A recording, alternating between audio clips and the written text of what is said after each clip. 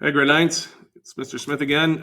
We'll just keep on with doing some demos here. So again, I'm looking at your homework, and for page 320 now, I assigned B and D. So I'm looking at A or C. I'm going to do C, okay?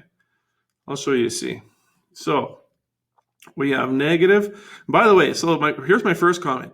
See how the negative is like right dead centered, right in between the 7 and the 10? Okay, so if you want to make a decision here, go ahead and put it in the numerator, okay? Negative signs that are right on the fraction line, okay? They're right at the same level as a fraction line, and it doesn't appear they belong anywhere. They don't seem to belong on the numerator or the denominator. It's conventional. It's the normal thing. It's standard procedure that they should belong to the numerator, okay? If you have to make a decision, I definitely would put negative signs that are like this. Just attach it to the numerator, okay? You can attach to the denominator, but I don't do that, okay? I just do the exact same thing over and over, so it's consistent and predictable. Okay, we're going to cross multiply these two things, okay? So over here, you're going to have negative 7 times 5. And on the right side, you're going to have 10 times the binomial of e plus 3. Okay, so you have 10 times e plus 3. All right, so over here on the left, this works out to be negative 35. And when you distribute the 10 inside, you've got 10e plus 30. Okay. All right, so now what's next? Well, it's a classic two-step equation. Your fraction has gone away. I love cross-multiplying this stuff. Cross-multiplying is one of my favorite techniques. When you get to more complex equations and complex algebra, certainly you'll be doing this in high school. It's a neat little way to immediately deal with this whole concept that you have a denominator on both sides. Cross-multiplying can really help you out there. Okay, so we're going to subtract 30 from both sides, all right? So again, you have this number here. The 10 is a coefficient. Okay, so COEFF, and this is a constant.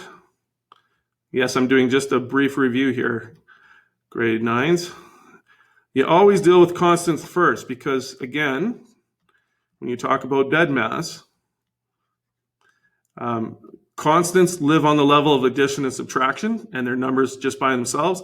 And because algebra is the art of working backwards to solve for your variable or isolate the variable, you definitely want to deal with your constants first. So what's the opposite of addition? Subtraction, you guys know by now. That would, over here, you'd get a nice big 0.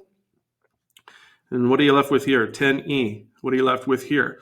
Now, you got negative 35, subtract 30. Again, two interpretations. You can go, it's negative 35, subtract a positive 30. Okay, or you've got negative 35. The starting number doesn't change or anything, or you could view it as adding a negative 30. Okay, either way, I tend to favor this view because it looks like they're both on the same side. They're on the same team. Okay, that negative got wrapped in there. Negative 35 plus negative 30. Anyways, the answer is negative 65. Okay? So negative 65 is equal to 10e. We want to solve for just a single positive 1e. So remember, your coefficient relationship is multiplying. So what's the opposite of multiplying? It's dividing. Divide both sides by 10. Of course, this cancels to a positive 1, which is what we want. But positive ones don't get written. They get left invisible. And what do we got here? Negative 65 over 10. Okay? Just going to go up here, and what are we going to do now? Well, we're going to reduce. Okay? We're going to reduce. So we're going to divide both the top and the bottom. I note that the greatest common factor would be a 5. So let's reduce these by 5. So this would be 13. This would be 2. Okay? So that's answer number 1.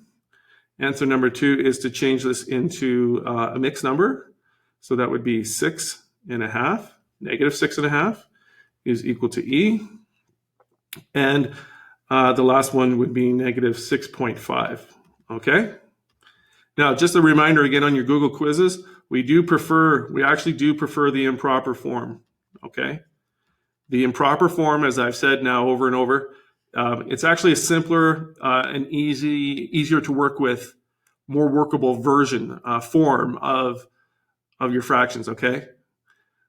This is still right, and this is right, but this is what we want you to type in. In a Google form, we want you to type in this, okay? Let me just switch the color. Let's go with purple here. Okay, so you would write in negative, you'd write a dash, and then a 1, and then a 3, and then a forward slash, and then a 2, and of course, there would be no spaces. Okay, that's how you would enter that answer on a digital form. Okay, that's 9C, and next video we'll go on to question number 10. All right, see you then.